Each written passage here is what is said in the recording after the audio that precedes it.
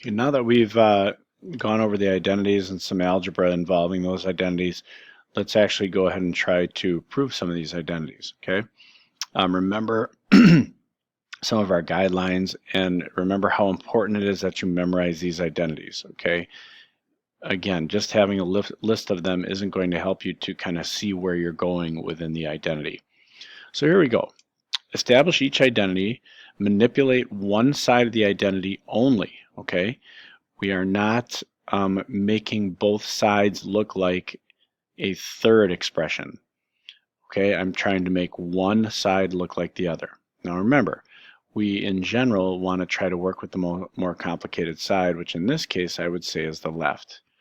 So as I look at this, I see cotangent theta times cosine theta plus sine theta equals cosecant. I want to see if I can make this left side look like the right. Well, one idea that we had is I don't see any obvious identities here. So, but what I can do is change everything to sines and cosines. I know cotangent here is defined as the cosine of theta over sine of theta.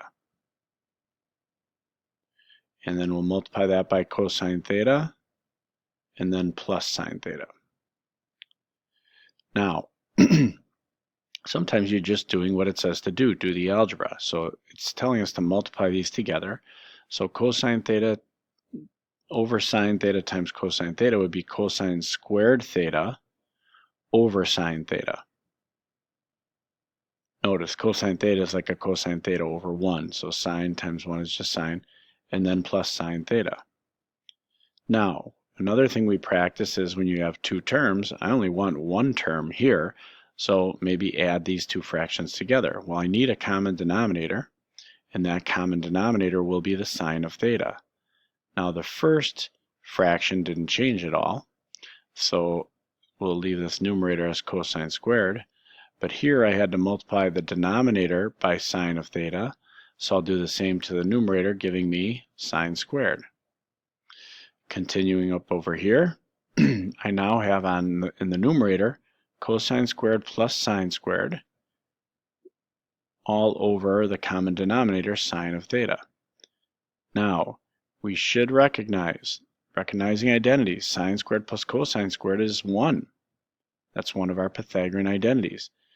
And 1 over sine theta is equal to cosecant theta. That's one of our reciprocal identities. And there it is. I have proven that the left side is also equal to cosecant theta. So really these are just like big puzzles that you're trying to put together into one piece, okay? The next one, I'm going to say the left side looks a little bit uglier. Sometimes it's hard to tell. And sometimes you can work with either side, but I'm going to go with the left side here. I can see that I could change these tangents into sines and cosines, okay? So watch what I'm going to do here. So tangent squared theta would be sine squared over cosine squared. Notice, just because it's squared, tangent theta is sine over cosine. If you square it, you've got sine squared over cosine squared. So that works very nicely, and the same thing happens in the denominator. Well, what I've done here is I've created a big, ugly, what do we call it, complex fraction. Well, as soon as you get a complex fraction, normally what you want to do is get rid of that complex fraction. So I can do that by getting rid of this denominator. So I'm going to multiply the top by cosine squared theta to get rid of that denominator. Of course, if I do that on top, I also have to do that on bottom, which is good because I need to eliminate cosine squared on bottom as well. So I'm going to distribute this to each term. So cosine squared times sine squared over cosine squared is going to cause those to cancel, leaving me with simply sine squared theta.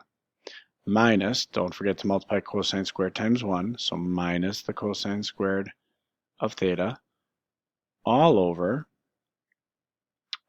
cosine squared theta times 1 again, cosine squared theta, plus here the cosine squareds will cancel, and I'll just have sine squared theta.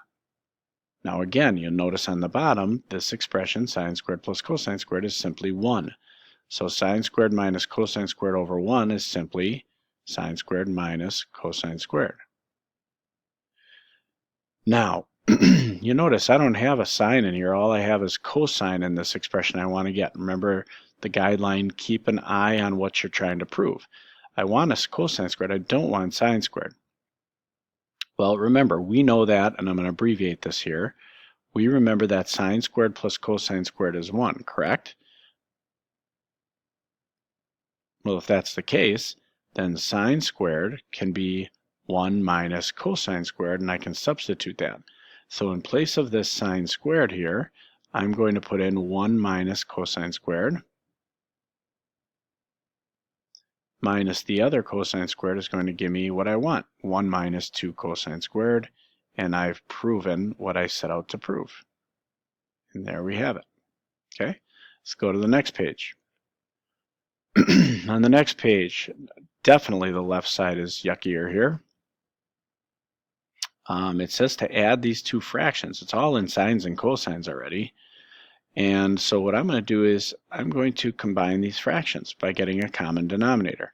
Now, these two denominators would have a common denominator of cosine times 1 plus sine. If I simply multiply them together, I will get a common denominator. So let's rewrite those denominators. So they're both going to change. The first denominator used to be a cosine. That was multiplied by 1 plus sine. So let's multiply the top by 1 plus sine also, and I get 1 plus sine of theta squared. Over here, I had to multiply by cosine theta, so multiply the top by cosine, and I've got cosine squared theta. Now, seems like I made it uglier, but at least I have a common denominator. I can put these together now. So on the top, I have 1 plus sine of theta, which is squared, plus cosine squared, that's my numerator, over the common denominator, cosine times 1 plus sine. Now notice I haven't multiplied anything out yet. I'm going to multiply out the numerator to try to simplify it. The denominator I'm almost always going to leave factored because we can eventually possibly cancel things then. Okay, so what do I got to do up in the numerator? I'm going to square this binomial. Now remember, that's square the first term, double this product, that would give me 2 sine of theta, and then plus sine squared. So that's what I get when I square 1 plus sine. Now there's also a plus cosine squared up here, and right away there you should see, ooh, what do you see? You should see an identity there. I see on top sine squared plus cosine squared. Notice I'm leaving the denominator the way it was. But this sine squared plus cosine squared right there is equal to 1. So now in the numerator I have 1 plus 2 sine theta plus sine squared plus cosine squared is 1 over this denominator. Well, now I have like terms that can be combined in the numerator. 1 plus 1 is 2. So now I have 2 plus 2 times sine of theta. So now I have one big ugly fraction. How do you make a big ugly fraction look nicer? You simplify it. How do you simplify it? By canceling factors. But you can only cancel factors. If you can't factor something, don't cancel it. On top, you notice I have a common factor of 2, which if I divide each term by 2, leaves me with 1 plus the sine of theta. Now isn't that nice? Over cosine times 1 plus sine. And the reason that is nice is because I have a common factor of 1 plus sine theta in the numerator and denominator. So dividing those, I get 1. And that leaves me with 2 over the cosine of theta. Well, that's the same as saying 2 times 1 over cosine theta. And we know 1 over cosine is secant theta. And there we have it, 2 secant theta. Works like a charm. How about this one? Which one's uglier here? Well, they're both kind of ugly. On the right side, I already got sines and cosines. It might be hard to think of something to do there. On the left side, I can at least change those into sines and cosines. So I'm going to try to work with the left. Secant would be 1 over cosine theta. And tangent would be sine theta over cosine theta. I have a common denominator already, so I can combine those. And you get an expression that looks close to our final result, but is not exactly the same. Now, here's what you have to do. This is kind of an interesting situation. Remember the identity sine squared plus cosine squared equals 1. And remember also that if I were to, say, subtract sine squared from both sides, I would get cosine squared is 1 minus sine squared. And remember that 1 minus sine squared can be factored as 1 minus sine times 1 plus sine. It's a difference of perfect squares. So notice, if I already have a 1 plus sign, what would happen if I multiplied that by a 1 minus sign?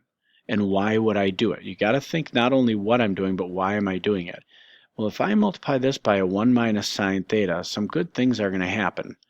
What? Well, first of all, as we said here, 1 minus sine times 1 plus sine will give us 1 minus sine squared, which is then equal to cosine squared. So this numerator would become cosine squared, which is kind of what I want in that numerator.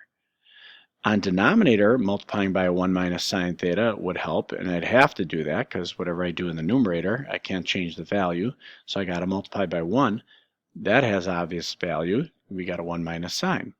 So look what happens here. Multiplying top and bottom by 1 minus sine, I now have 1 minus sine squared theta over, remember, we rarely multiply out the bottom. We usually leave it factored.